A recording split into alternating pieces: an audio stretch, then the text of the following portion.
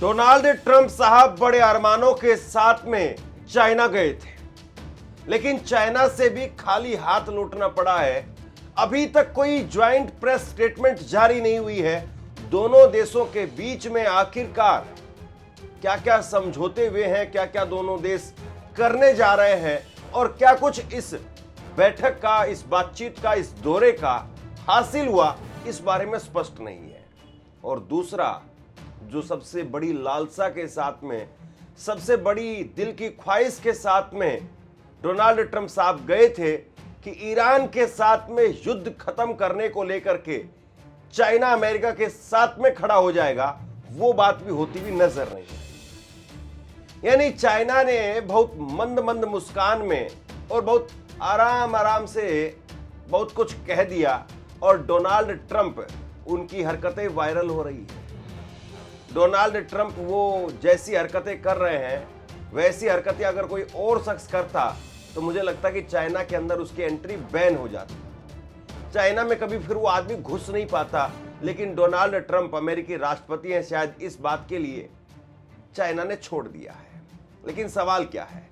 सवाल ये है कि जिस तरीके से अब आखिरी उम्मीद चाइना थी, चाइना में ट्रंप बाबू गए और वहां पर भी अगर कोई बड़ी घोषणा नहीं हो पाई तो क्या युद्ध ही बड़ा रास्ता है? और अमेरिका वही घिसी पिटी स्क्रिप्ट पढ़ रहा है। अमेरिका के रक्षा मंत्री पीट हेगसेथ वो वही घिसी पिटी स्क्रिप्ट यहां पर पढ़ रहे हैं। ये तस्वीर देखिए, जिस वक्त में दोनों देशों के राष्ट्रपति बैठे हुए थे, तमाम ब्यूरोक्रेट्स और दोनों तरफ के नेता वहां पर बैठे हुए थे, भोज चल रहा था और स्टेट डिनर पर बीच में अचानक से राष्ट्रपति शी जिनपिंग वो किसी वजह से उठ करके कुछ देर के लिए जाते हैं और इसी बीच में ट्रंप नकलची बाबू की तरीके से उनकी टेबल के ऊपर रखे हुए नोट्स की कॉपी खोलते हैं और वो नोट्स की कॉपी खोल करके पढ़ने लग जाते हैं। ये तस्वीर देखिए जरा, ये क्या अमेरिकी राष्ट्रपति को शोभा देता है?